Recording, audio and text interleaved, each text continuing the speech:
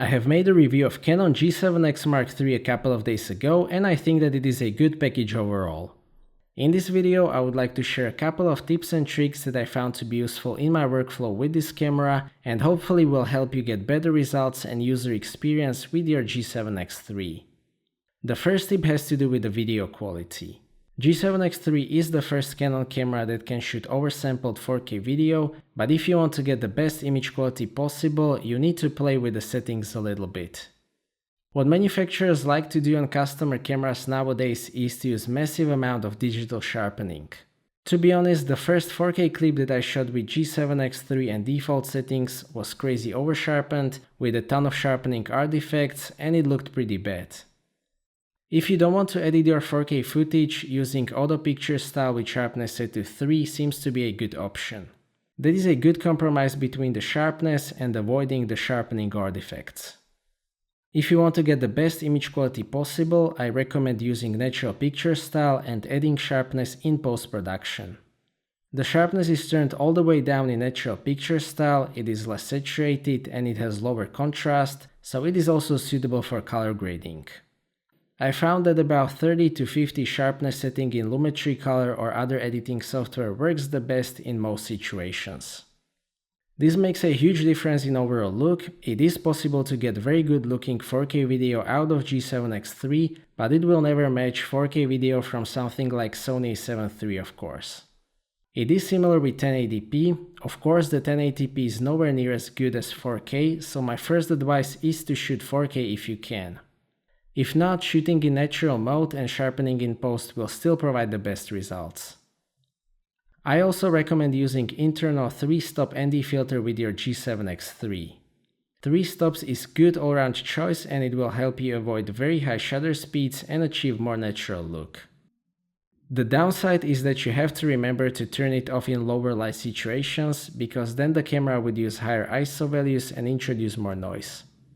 Some of the viewers were also asking me about the HDR video on G7X III.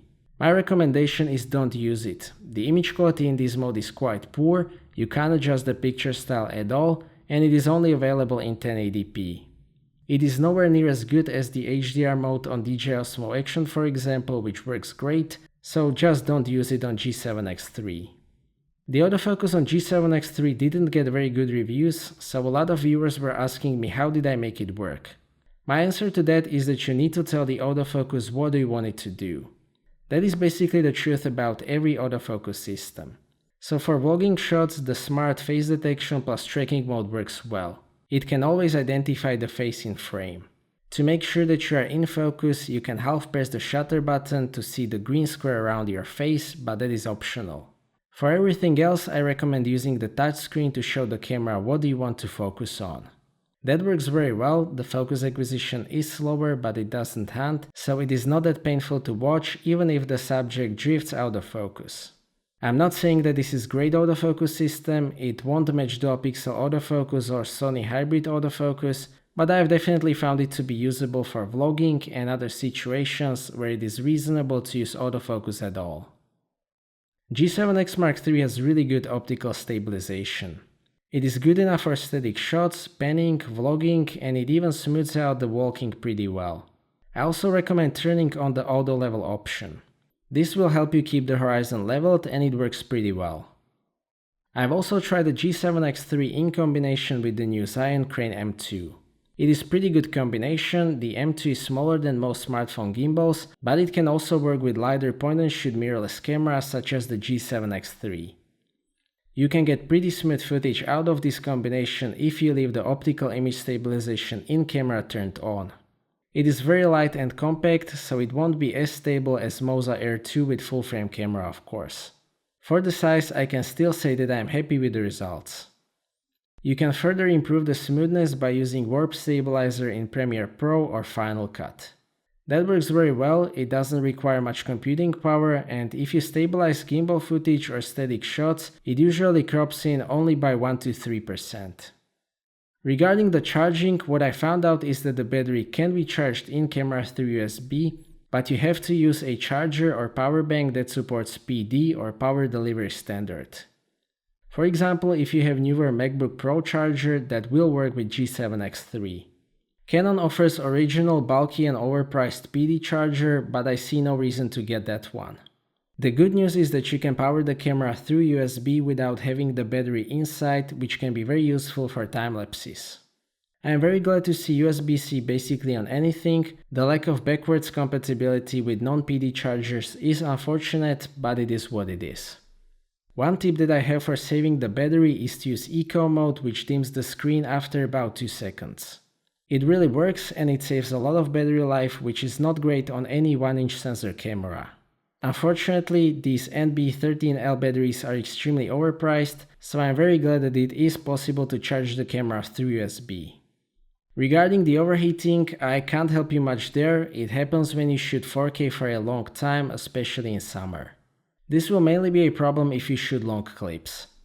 If you shoot short 1-minute clips, it won't be that big of a problem.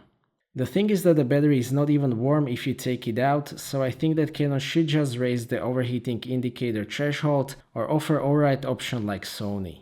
To be fair, overheating is very common on 1-inch sensor compact cameras, and there are much worse cameras in this category in terms of overheating. Fortunately, even if the camera won't let you shoot 4K, you can always shoot in 1080p. The audio quality is on par with similar cameras, which means that it is usable if you use it in good conditions with low background noise. It is okay, but it won't match external mic, of course. Fortunately, G7X III is the first 1-inch sensor compact camera with mic input jack. One of my favorite ways to record sound nowadays is to use Rode Wireless Go. You can clip it onto the backside of the display hinge, which works pretty well for vlogging. Using just normal lav mic is also an option, but the wire can get in the way. SmallRig is already working on a cage that will add cold shoe, so using Rode Video Micro will probably be the best option with this cage. The RAWs are now also compatible with Lightroom. I have to say that I am quite impressed by the dynamic range of this sensor. Looking at the shadow recovery, it is pretty obvious that this is indeed Sony sensor. You can recover a lot of information in both highlights and shadows, so you have a lot of flexibility in post. It actually beats Canon EOS M50 by a significant margin in terms of shadows recovery. The highest ISO that I would use on G7X III is between 1250 and 3200, depending on the dynamic range of the scene. Overall, I am actually very impressed by the overall stills quality and RAWs out of the G7X III. The lens is just a little bit softer towards the edges. It won't measure Sony GM primes, of course, but for this type of camera and especially at that focal range, I am also quite happy with the optical qualities of this lens. To sum up, I am still pretty happy with this little camera. It is possible to get good video out of it, especially if you apply some of these tips. Some of the viewers are also asking me about the comparison of this camera and DJI Osmo Pocket, Osmo Action and Hero 7 Black. That is in my opinion a very interesting topic. I happen to own all of these cameras, so we will take a look at that in a separate video soon. So that's it for this video, thank you for watching, I hope that you liked this video and that you found it to be useful. Stay tuned for more videos and maybe consider subscribing if you don't want to miss my future content. I appreciate your feedback in form of thumbs up or thumbs down. If you would like to ask anything or share your opinion, please do so in the comment section and see you next time.